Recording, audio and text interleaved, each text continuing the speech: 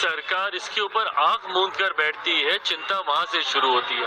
और ये वही सरकार है जो देश में कहीं पर भी कोई ऐसी घटना होती है तो सबसे ज्यादा आवाज बुलंद करने वाले ये। देखिए, जिस तरीके से मैंने हमेशा इस बात को कहा है कि अगर कोई भी ऐसी घटना घटती है, भले वो किसी भी राज्य में हो, किसी भी सरकार के तहत, इस तरीके की घृणित घटनाओं को कतई किसी भी सभ्य समाज में स्वीकार्यता नहीं दी जा सकती। और जो भी दोषी हो उसके ऊपर कड़ी से कड़ी कार्रवाई होनी चाहिए। अफसोस मुझे तब होता है जब ऐसे विषयों का भी राजनीतिकीकरण कर दिया जाता है। जिस तरीके से बंगाल में हिंसा चरम सीमा पर है, एक तो ऐसी शर्मनाक निंदनीय घटना वहां पर घटी, उसके बाद जिस तरीके से वहां पर आज की तारीख में एक आगजनी जैसा माहौल बनाया जा रहा है, और मुझे नहीं पता कि इसके पीछे कौन है। कल जिस तरीके से घटना स्थल पर देर रात हजारों की संख्या में असामाजिक तत्व गए, उन्होंने तोड़फोड़ की, क्या ये किसी साजिश के तहत था? किसी एविडेंस को मिटाने के लिए था? किसी को बचाने के लिए था? किसी को फंसाने के लिए था? ये तमाम बातें जांच का विषय है। पर जब वहां की सरकार इसके ऊपर आंख मूंद कर बैठती है, चिंता वहां से शुरू होती है।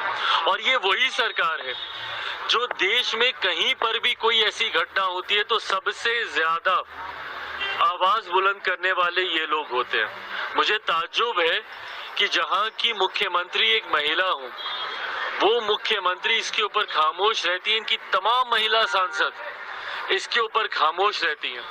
और देश के किसी और कोने में अगर ऐसी घृणित घटना को अंजाम दिया जाता तो सबसे पहले ये लोग मुखर होते हैं। ऐसे में दूसरे का जुर्म होता है, और जब वही छींटे आपके ऊपर आते हैं तो आप उसको छुपाने का आप काम करते हैं। जब ये दोहरी रणनीति चलती है, ऐतराज इस बात से होता है। मैं पुनः दोहराता हूँ, देश के किसी कोने में आज मेरे प्रधानमंत्री आदरणीय नरेंद्र मोदी जी ने भी अपने स्वतंत्रता दिवस के कार्यक्रम में देश को संबोधित करते हुए सुबह अपने वक्तव्य में भी ये बात उन्होंने प्रमुखता से कही कि समाज को भी जिम्मेदारी को लेना होगा।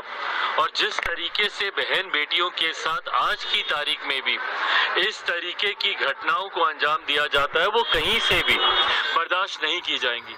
और आने वाले दिनों में न सिर्फ दोषियों को कड़ी से कड़ी सजा मिलेगी, बल्कि उस सजा का डर दूसरे आरोपियों के मन में भी बैठे, इस बात को भी सुनिश्चित किया जाएगा। इस बात को भी प्रमुखता से दर्शाया जाएगा कि किसके ऊपर क्या कड़ी सजा हुई, ताकि भविष्य में कोई दूसरा आरोपी इस तरीके की घटना को अंजाम देने से पहले 100 बार सोचे। पर हाँ, जो ये घटना बंगाल में घटी है, ये निंदनीय है, शर्मनाक है, और जितने भी डॉक्टर्स हैं उनकी बातों को सुना जाना चाहिए। और जिस प्रोटेक्शन एक्ट की ये लोग बात कर रहे हैं, अपने संरक्षण की बात कर रहे हैं, उसको भी जरूर हम लोग को ध्यान देने की जरूरत है। पर साथ ही